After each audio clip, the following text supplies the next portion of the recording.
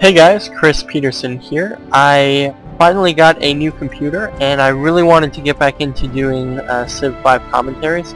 I really enjoyed them while I was doing them, and I got kind of screwed over by my laptop because it doesn't run the game very well, and then when I ran traps with it, everything was horrible.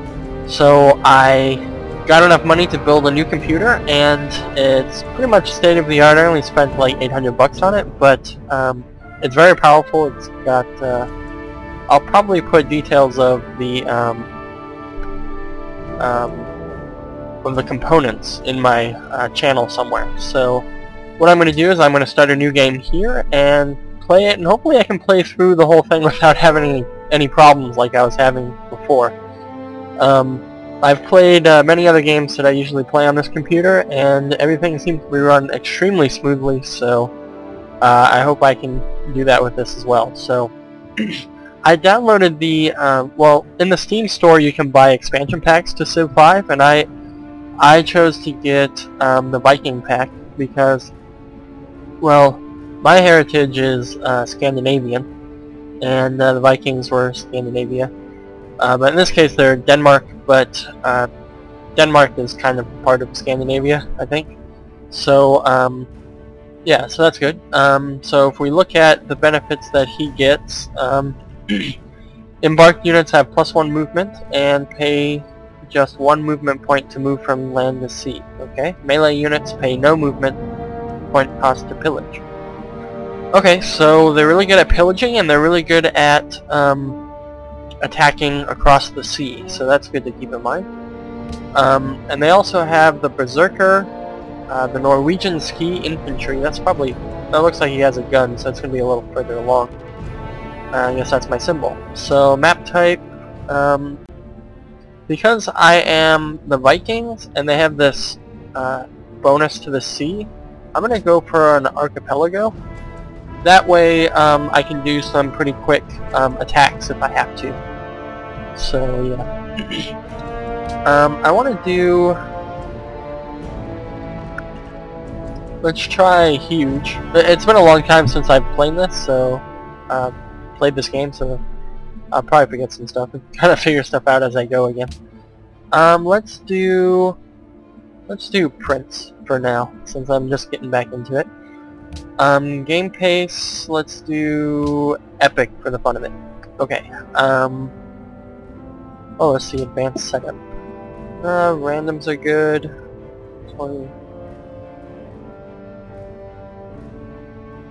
I didn't really like the city-states when I was playing before, so I think I'm going to eliminate those.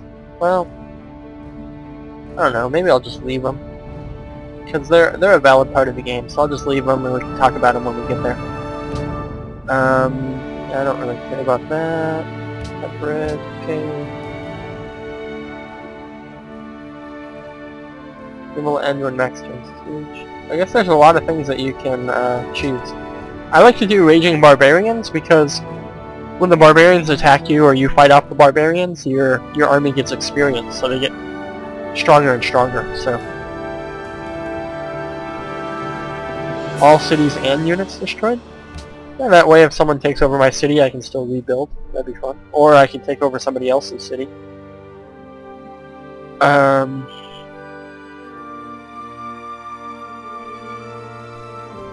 Start bias. So what that is it seems to me is it starts your first city in a spot where it could be an ideal city location, and by eliminating the start bias you might start in a spot where you're surrounded by mountains and have a really crappy position. But so I'll leave that as it is because I don't want to get screwed over.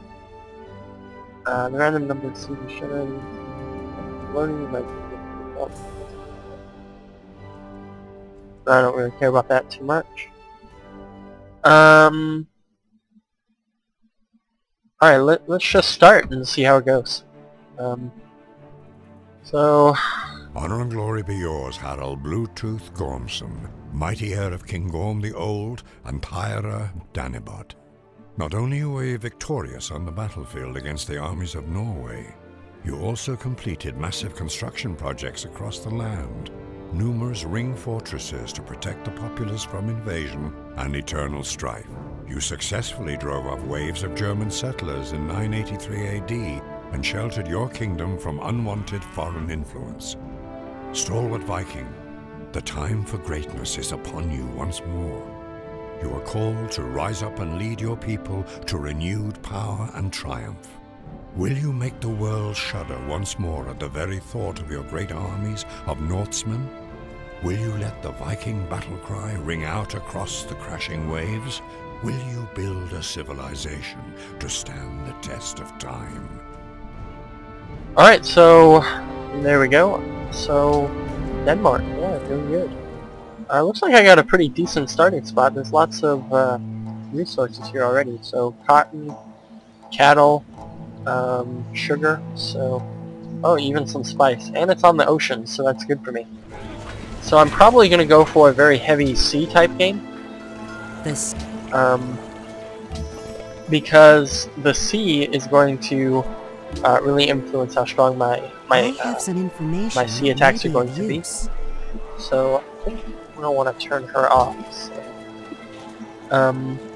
let's build a warrior, and I already have a warrior. And do some scouting. So, as you can see, I have the graphics set up pretty high here. So, let's see if I can remember how to get. Game options.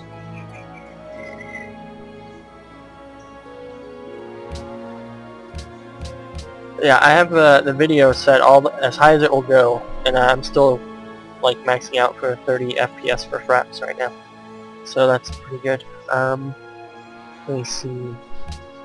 Display yields for civilian units. How do I shut up?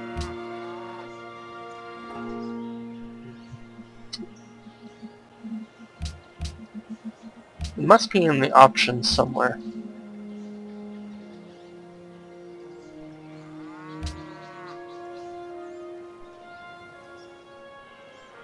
Maybe it'll come up maybe eventually. Okay, so ancient ruins, I want to go there. Research, let's pick. Excuse me. How do I change that shit?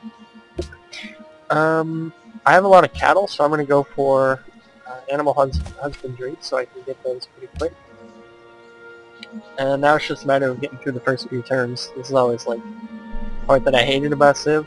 Is like the very first like 20 turns or so are kind of not important because it's all about scouting and you don't really get to do too much.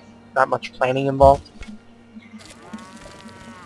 And it's just a matter of waiting. So let's see.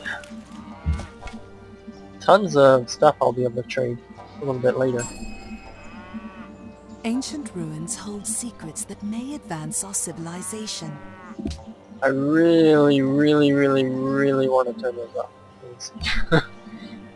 off. Menu. It has to be in the options. Alternate cursor zoom mode, no. Show all policy information, no. Single player score list, no. Bind the mouse, no. Automatic precise interface, no. Game options. Display yields, no basic tooltip help. I'll leave those on to help me in the beginning. Oh, here we go, advisor level. Yeah, why did I miss that before? So I'll set it to no advice because I don't like a computer telling me what to do. So let's get this going. 90 gold, that's pretty good.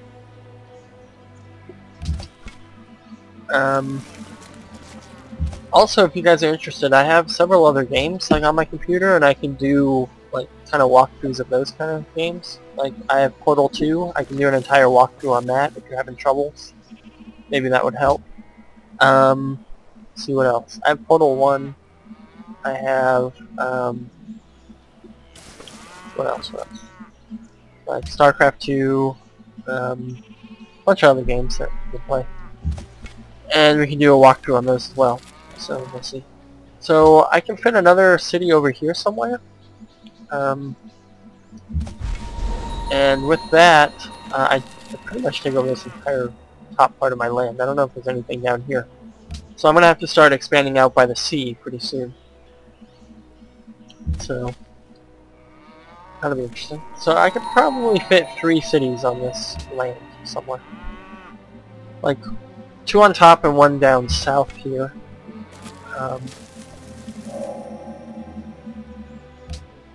Shall the clay say to him that fashioneth it, what makest thou?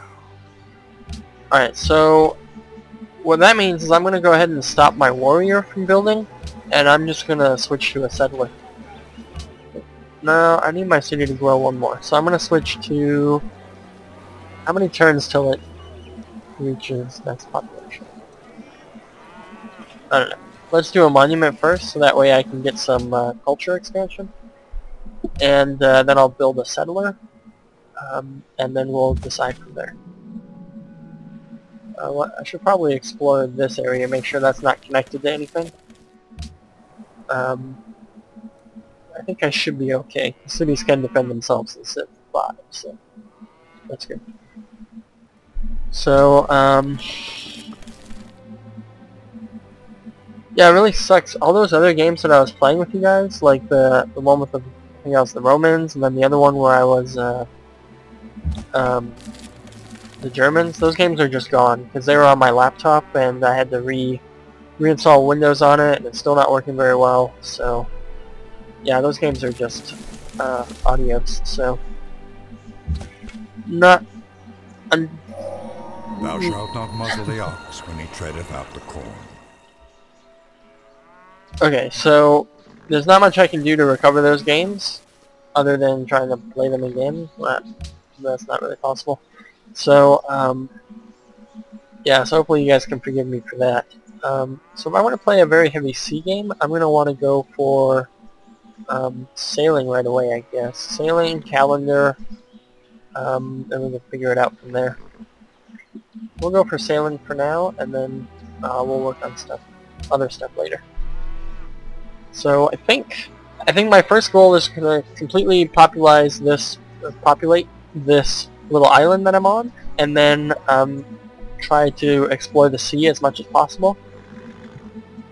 And I'll just park this warrior in the city because I don't really have to do anything. And then I'll just start doing a really heavy sea game. The graphics look really nice on here, huh?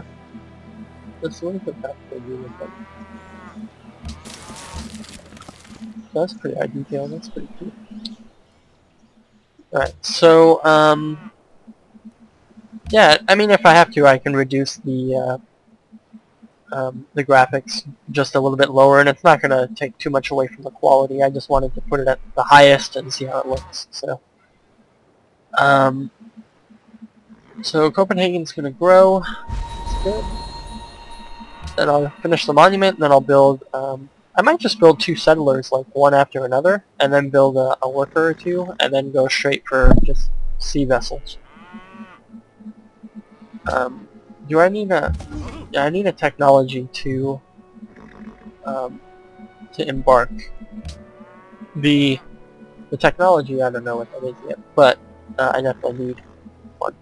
And I think the embarking thing is kind of cool compared to the other Civilization games, because like in Civ, I know in Civ 2, 3, and 4 you pretty much had to get transport vehicles.